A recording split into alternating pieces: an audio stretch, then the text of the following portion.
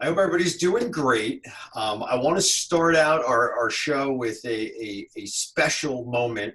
It's Jimmy's birthday. Woohoo! Yes, yes, Birthday yes, it is. episode for Jimmy. Happy birthday. Enjoying the Thank you. cigars that I sent him. Yes, sir. I am. Beautiful day. And I'm waiting for that bottle of scotch that he owes me for a bet he lost. So, Yeah, that's on its way. It's on its way. all good stuff. So here we are. We're in the middle of the kind of the, I guess, reemergence of our economy and getting back to the new normal as we are coming out of, hopefully, the coronavirus pandemic. And we got a lot of cool stuff to talk about today. So I have a few things. I can bounce around a little bit, Jimmy. I think we should just bounce around today. There's no agenda to speak of today. There's no big topic. It's just mostly, hey, how is everybody? What can we do to help?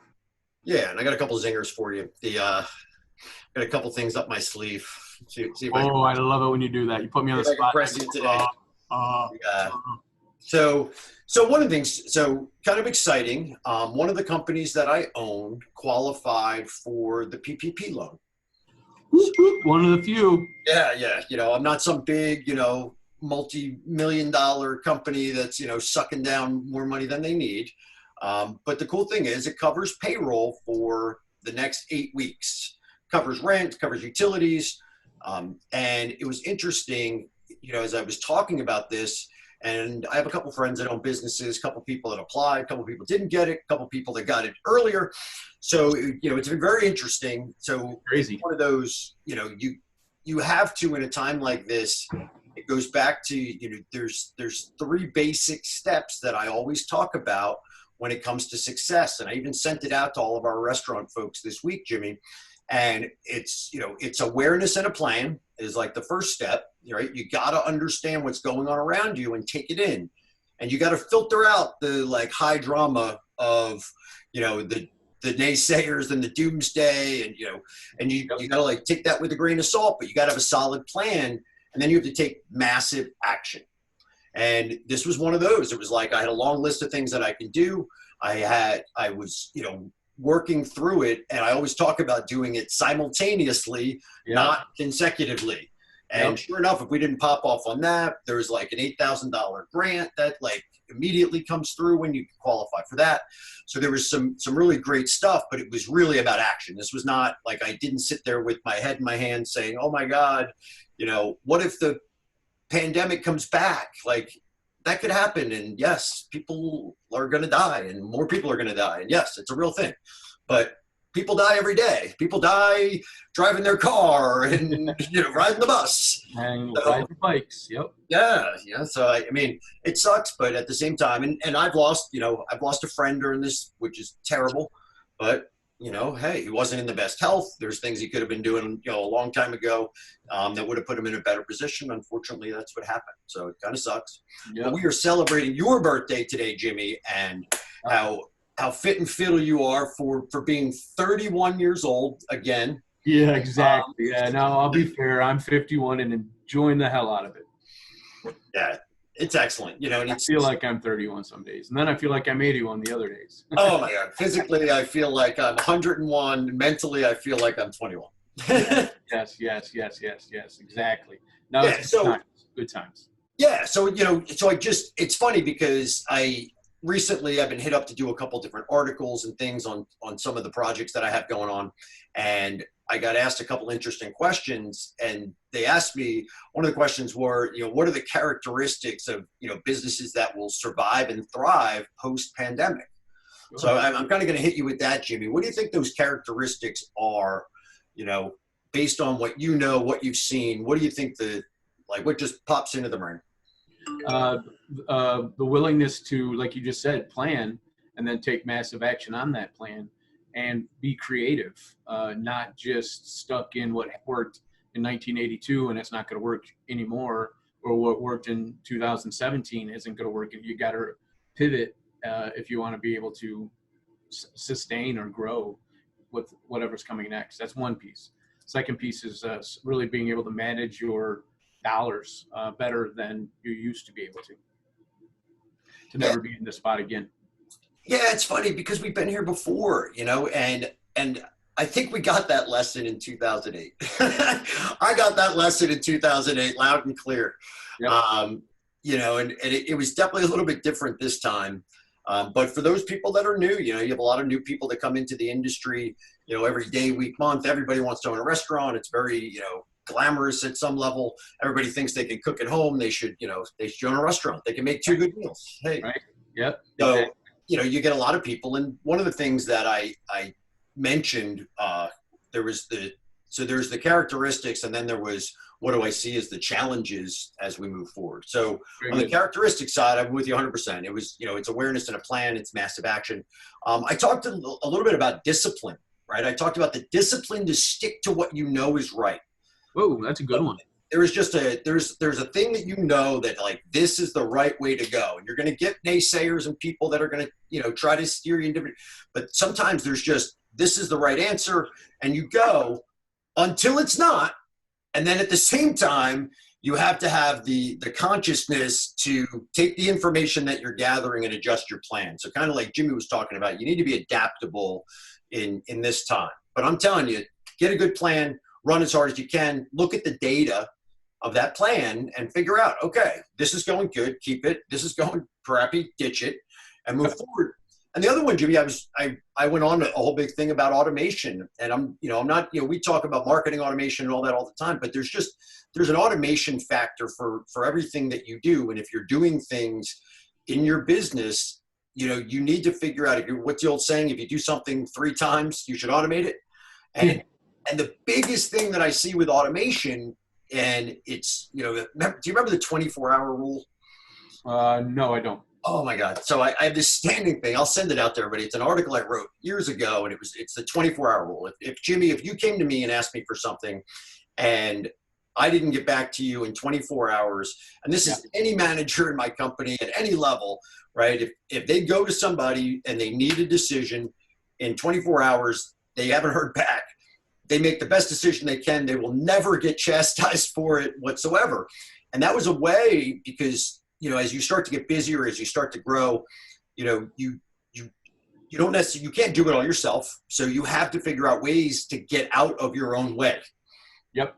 And that was the last thing I talked about the characteristics of people that have the foresight to build systems that they can set in place and just really just get out of their own way. Was the other big one that I mentioned in this article. It's kind of like they say, staying in your lane.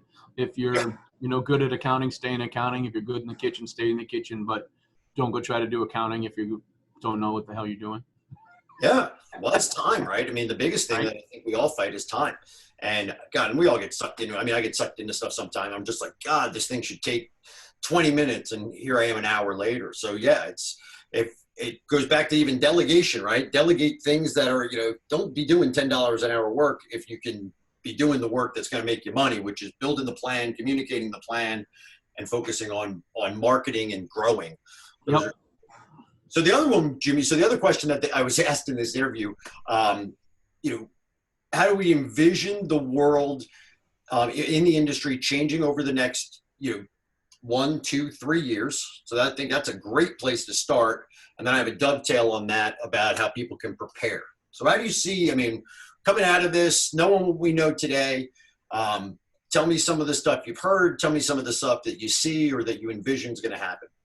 Well, and we're starting to see a little bit of it already, but the businesses that weren't stable, that weren't built on a good foundation, they were just living cash flow, paycheck to paycheck, or Friday night sales to Monday payables.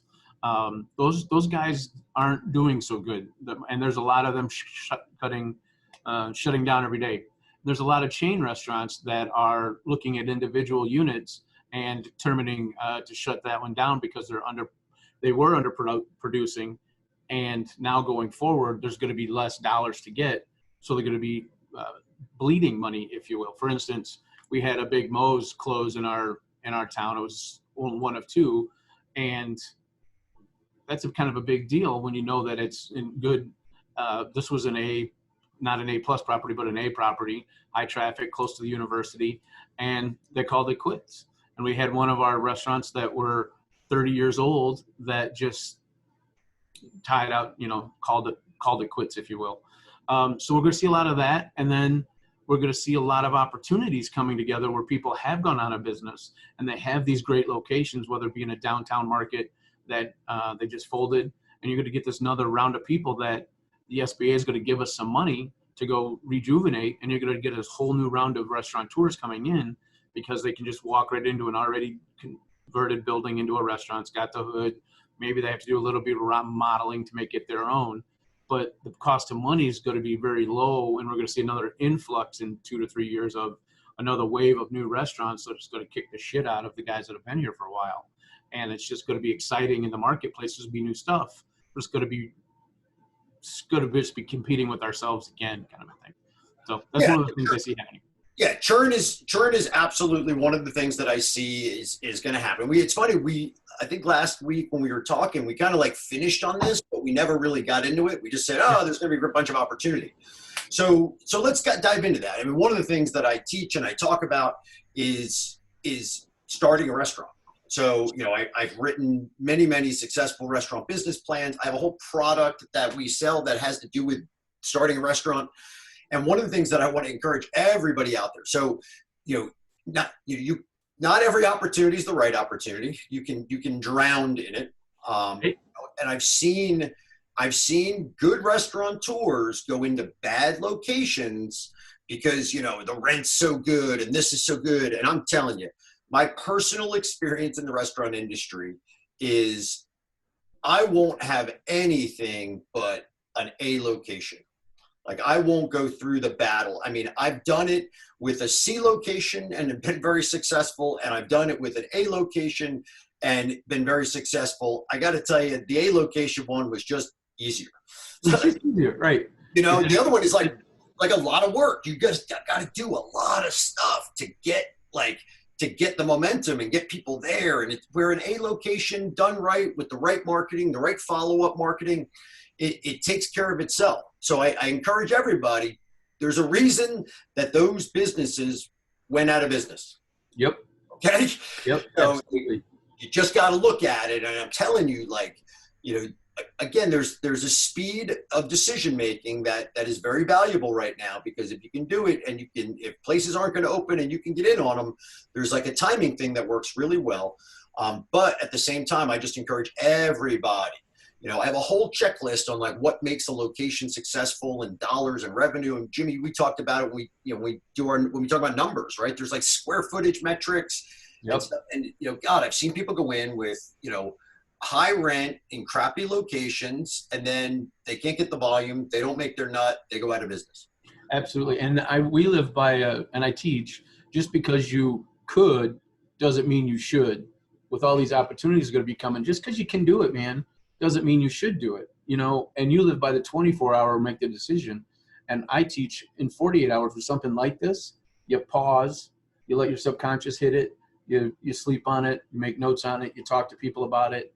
But at the end of the day, there's no quick decision. It is just because I can doesn't mean I should.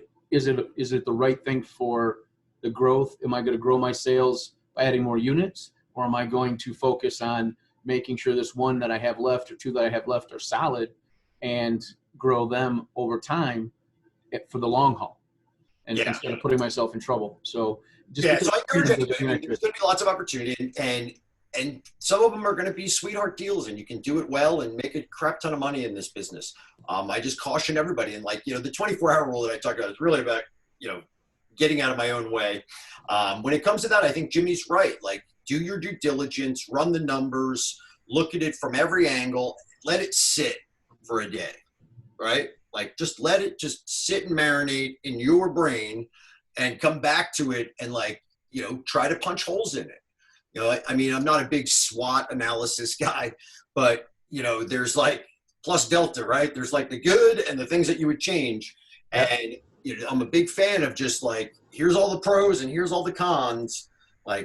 Does it make sense? And if you can do it well, go for it. I will put this out there, Jimmy. I would encourage anybody looking to open a restaurant to reach out and talk to either one of us about the pitfalls of what can happen as well as the upside about what to do to make it successful. So I would encourage anybody, we will absolutely take a phone call anytime to help somebody that's going to invest their life, their savings, their family, all that stuff that rides on it. I would hate to not put that out there and let people pick up. No, we'll tell you don't do it if it's not right. We have no skin in the game. We'll just flat out tell you the numbers don't make sense, man. Don't do it.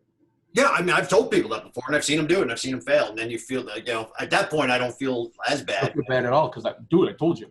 Yeah, it's like, come on, guys, like, just wait. And sometimes people are just in a hurry. They like, and there's a lot of stuff you don't know, right? There's three parts to the story, right? Yeah. There's always the hidden part. Yeah. So there's Bosco. Yeah, I was gonna say I got a cat out here in my office today. Your cat's gonna run because he hears Bosco. So. Yeah, so that's one. I think there's a lot of opportunity. I think there's going to be lots of churn. The other one, I think, just this whole like contactless type of like delivery right now. Delivery gets left at your front door. Yep. It's like, which is, I'm fine with it. Like, as you know, I do a lot of things in different industries. And one of the things that we've always been a fan of is not having our technicians talk to the customers. So for me, that's like right. Great. That's like right up my alley. Like they can't say anything wrong. They can't screw anything up.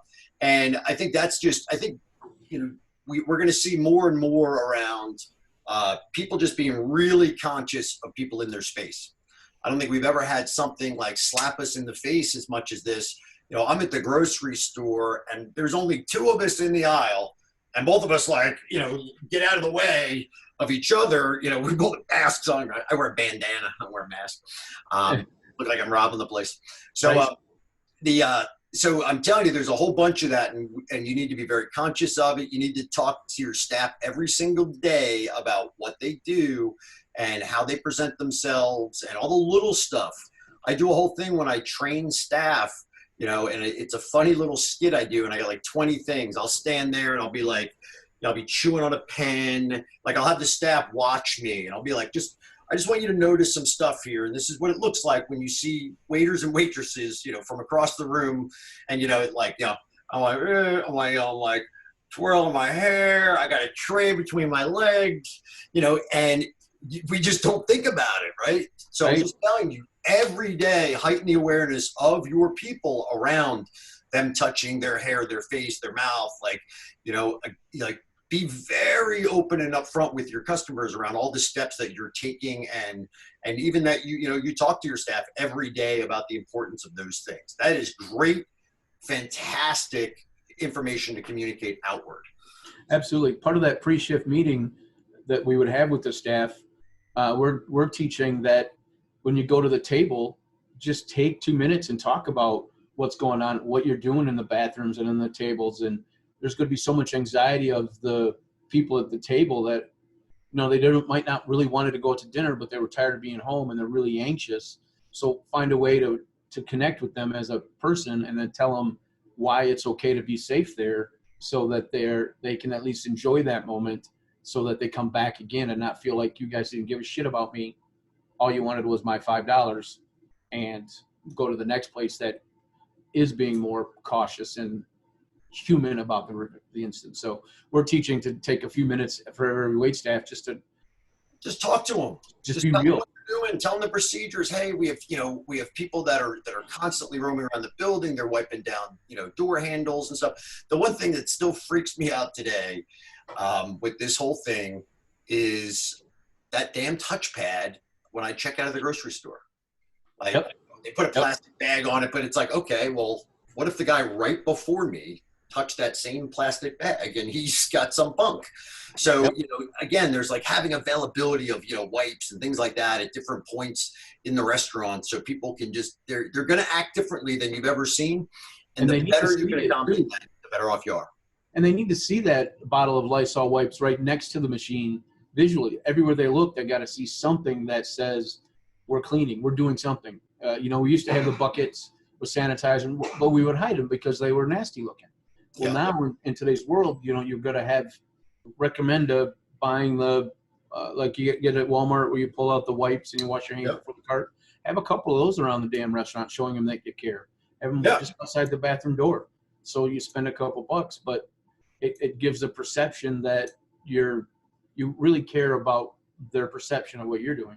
Yeah, now's the time to go overboard. I hate to say it, but it's really that time to, like, I'd have 3 of those things set up. I'd have a hand sanitizer with wipes, like 3 different places in the restaurant. You can do it cleverly. You can do it nice, whatever your brand is, But I used to have Jumpin' Johnny's. I'd put it in like probably some dirty, rusty bucket. And, but again, you have a fine dining place, we'll get nice, pumps and things, but just make sure it's labeled, make sure they understand. But I'd have that stuff around the restaurant more than you ever would. It'll go away again and you can get back to that clean look. But in the meantime, I would definitely have it available and definitely talk about all the stuff you're doing. Absolutely. The other one, Jimmy, so down in Florida, they're doing some cool stuff. Everywhere's, people get creative, which I love during this time. So one of the things that they're doing at the malls is the malls have closed the road that runs right in front of the restaurant. Okay. Oh, okay. And it sounds weird. It's like, okay, well, they closed it. Why? Well, the thing that they're doing is, so say a patio is 12, say the walkway or the concrete from the building to the street is 12 feet. And they give a restaurant 6 feet to put in tables and stuff. Yep. Well, the thing they're doing, right, and they get 6 feet for people to walk by. So the thing they're doing right now is they're actually expanding the patio onto the full 12 feet. And they're actually letting people walk in this now closed street, which I think is pretty creative. It is really creative. People, right? The biggest challenge that people are going to have is there's an expectation by your landlord that you're going to pay rent, and that you're going to operate, because that's like probably in your lease somewhere. But you're going to go back and operate, and you can't have more than 25% of people in your building. Well, your occupancy is 150 people. Call it 200 for argument's sake. Well, you're only allowed to have 50 now. Well, 50 isn't going to pay the light bill, and you can't get the volume and that what you need. So I think one of the things, Jimmy, and we've talked about this, it's balancing your product mix as we do this, right? A lot of people shifted to takeout and have been very successful, and I see that continuing. So do I. Right? We're building a habit. I mean, last night there I was on Uber Eats, right? I'm like, I want Indian food. I don't feel like making it. Right? So I thought that was, I think that you'll see that if you can keep as much of that takeout, because people aren't immediately there's just a percentage of people that are just not, it's going to take them 3 times as long. I'll be the first person out at a restaurant or bar when they say I can. So, right. But there's going to be there's a huge percentage of people that they'll be slow rollers. I'm a slow roller. My wife is a fast and go-getter. But yeah, the CNN just put out a poll. 60% of us don't think it's safe yet to go out and do it. Well, I think 40%. It's your personal belief, and then people are fearful that the minute we do that we're all going to end up screwed. And there's it's a valid concern, but at the same time I can't be inside anymore, and no. Jimmy, I got to get out. Yeah. So the cool thing about knowing restaurant owners and being plugged into the restaurant world like I am, I've actually been able to go out to a restaurant during all this. Oh, you little bad boy. Hey, you just gotta have, you can't open it up to the whole world. You close the blinds and it's like, okay, can we just have a restaurant experience? Draft That's beer, awesome. Jimmy, draft beer. Oh my goodness. Kind of like the speakeasies of the day behind the double hidden door. Yeah, that was the first thing I said when all this came out. I was like, oh, let's go speakeasy style. Yeah. So I think you'll see as things come back, try to maintain as much of that to-go delivery business that you can as you ease into this 25, 50, 75%. And, again, it might be at the time where, it depends on your design and flow. And maybe it's just time to look at it completely different. And it might not be the prettiest version of your restaurant that you've ever had or you envisioned or that you built. But if it can maximize seating, if I change my layout to this and I can check all the boxes on the rules, but I can fit more people in, that might be something that you need to do. And then in the future, you can always go back into this, kind of high volume setup. But I would look at all of those things as I was moving forward. What Yeah. about the food shortage stuff, Jimmy? What have you heard? What do you think? What would you do? You know what we're hearing, and a lot of it could just be fear mongering again. Whereas the meat shortage is happening, where the plants that produce the meat are shutting down, so there's a break in the supply chain. We all know that there's a lot of meat in our country, and you can get your hands on it, but it might not be part of the chain. Might be a little ways to get from the farm to Cisco to us. We've got to pay this extra pricing. So one of the things we're talking about is there's so many barbecue restaurants out there right now that popped up over the last 5-7 years that sell brisket, and the cost of beef is going really high. Well, everybody was trying to figure out, do they hold on a second, I got a quick little note. Okay. Gotta go to my notes. Exactly. The if we're getting an extra $2 a pound, do we eat it? Do we pass it on to the customer, or what do you do with it? Oh, and my answer was, well, you got to look at that beef. Is it your number one selling item, that brisket, or is it number 3 on your list? If it's number 3, don't worry about it. Put more energy into number 1 and number 2, or create a special that uses a different meat, like a pulled chicken, or a pulled barbecue pork, or something that has better contribution margin, and sell more of that than worrying about $2 on a price of beef that you don't have to sell. Make it expensive. Don't sell the shit. Sell something that's going to give you $4 out of every one that goes into the bank. Or if you sell a few of them, that adds another $20 to your total. Blending the two together, so at the end of the day, it's still got to be 64% prime cost, 66% prime cost. So sell the shit that matches. But it's real. We're going to be out of a meat shortage for a little while. What, 6 weeks maybe? But it's summer season too, so we're coming into another dip. Yeah, So it's a great time. I mean, again, back to things that you could have been doing or still could be doing to fix your shit. If you didn't do a menu analysis during this time, I got to tell you, you missed something. yeah, you're one of those guys that needs to go backwards. Yeah, and it's like, now's the time. It's like, yes, you have to look, things have changed, right? So you have to go back and you have to analyze what your menu mix is and your contribution margins, all that. So 100% correct. The other thing is, like you said, like, you can highlight certain things in certain ways. I wouldn't be afraid to charge more if I'm being charged more, especially with the press, because the press actually helps in this situation. A lot of times we get increases, but it's not like known to everybody, right? It's like, oh, there's a shortage of that. And it's like, what do you, and all of a sudden your price goes up. Yeah. Well, that's hard to pass on to the consumer because that's like not public knowledge. This is public knowledge. So it becomes that type of thing. It's like, hey, due to this. But I will tell you this, though. I've heard, US Foods, Cisco's, all those guys, they anticipate some problems. So, that's where I think that's when you go back to your vendors and you talk to them about, options and what you can be doing. That's when you really, you lean on them. This is their time to help you figure stuff out. They got chefs, they got people that can help you menu engineer. They know of other product substitutions that'll work. So just, I would lean on your vendors a bit. Don't just, take it as that.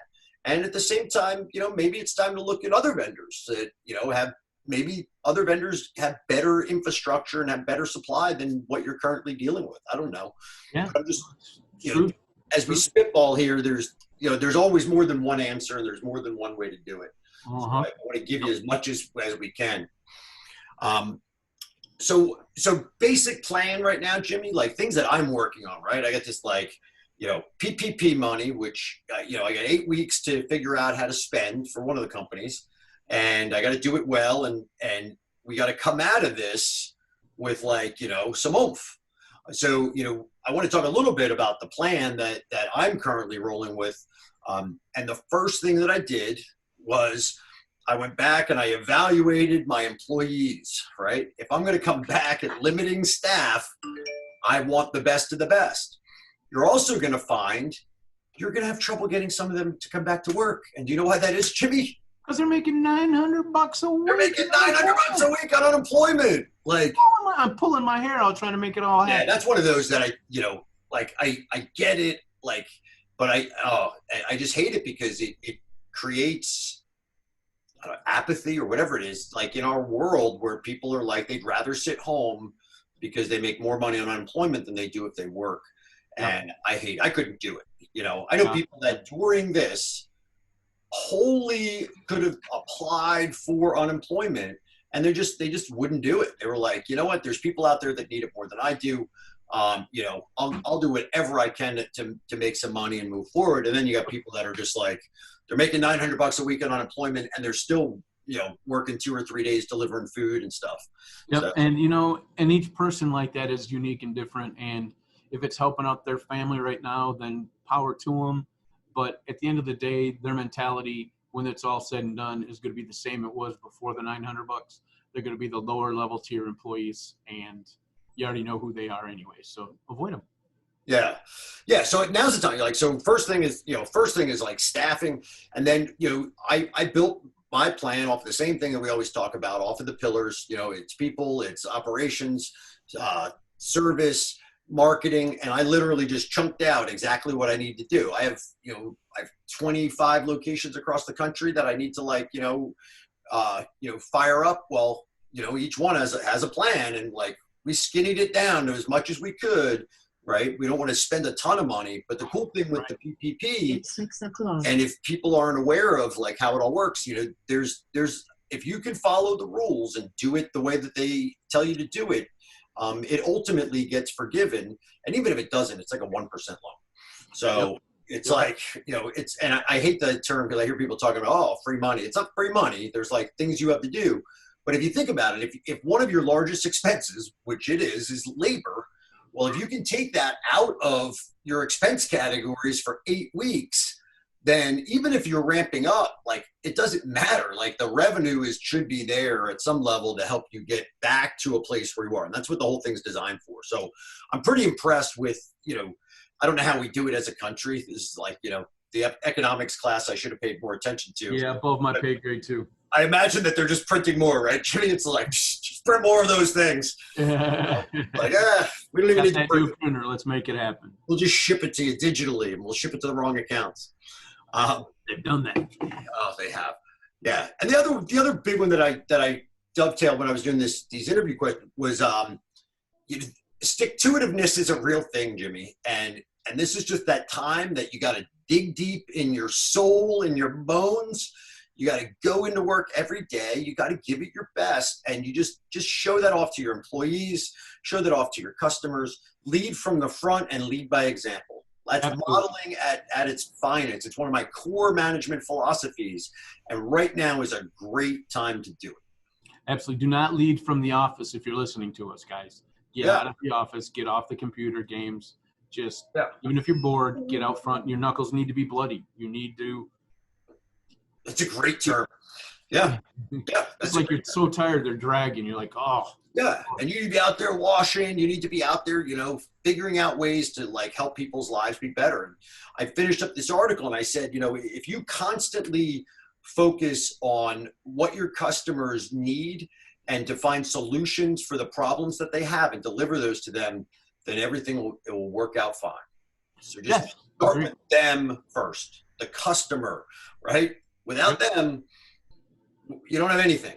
Nope. So think about the things that they need to feel comfortable, to get out, and absolutely, if you have not learned this lesson yet, okay? If you have not learned this lesson yet, you have to have a customer list. If you went into this and had no contact information for any of your customers, and I have Facebook, and well, okay, great. You can put all the Facebook messages you want out there and you can hope that they come back in.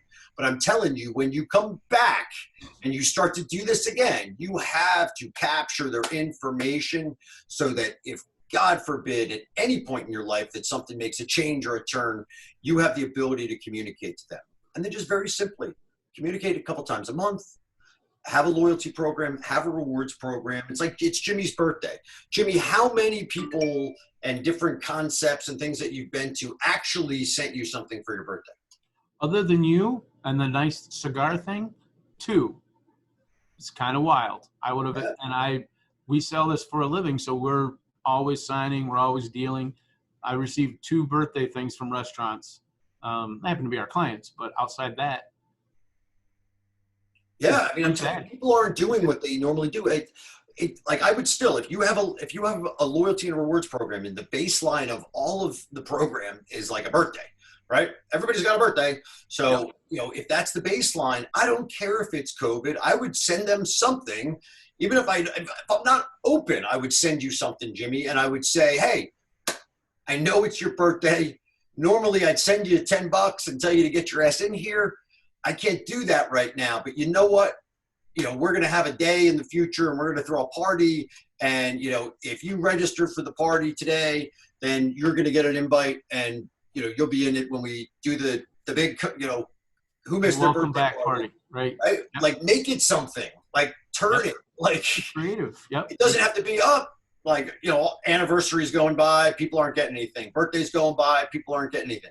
Yeah. No. And they start forgetting about you because then they're pounding on the others that are communicating with you. I Well, wanted to go backwards a step, though, real quick before I forget, yeah. because it's that time of day.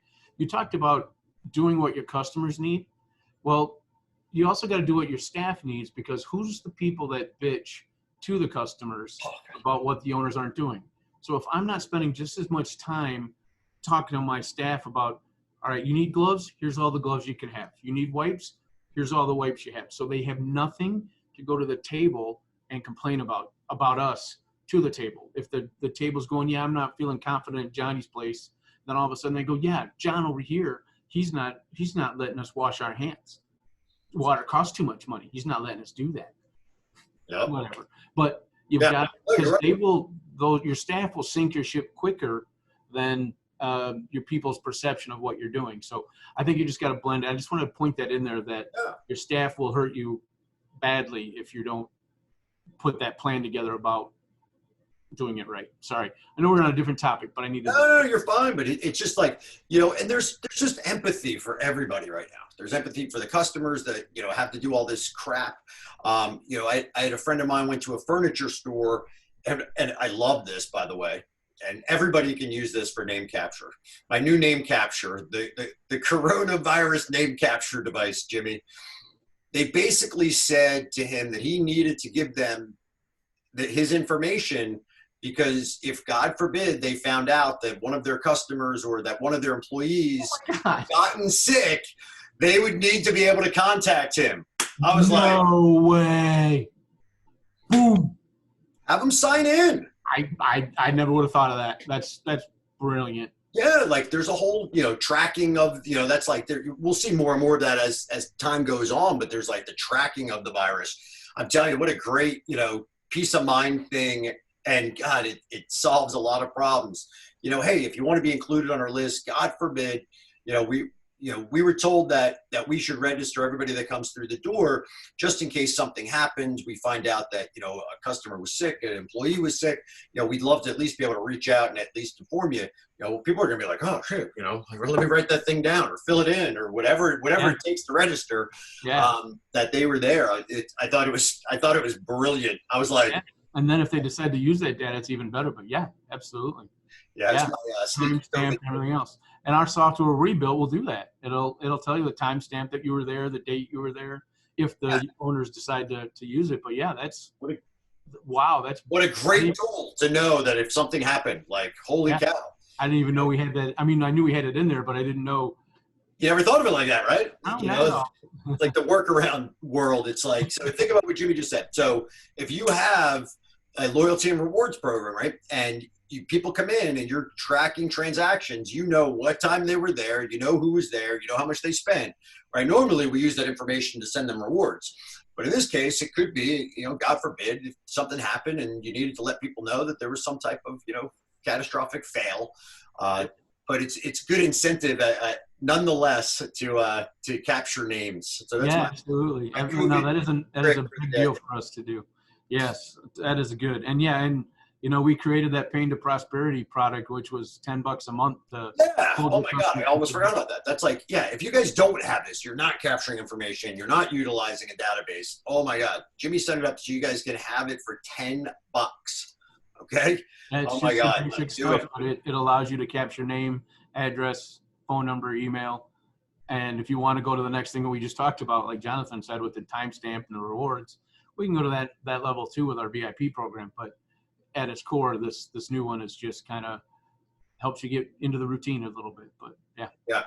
Yeah, everybody should be doing it, Jimmy. I can't believe it. I mean, especially now that you've been through it, and if you ever want to put yourself the most valuable thing that you have, the biggest asset you have in your restaurant business is what, Jimmy?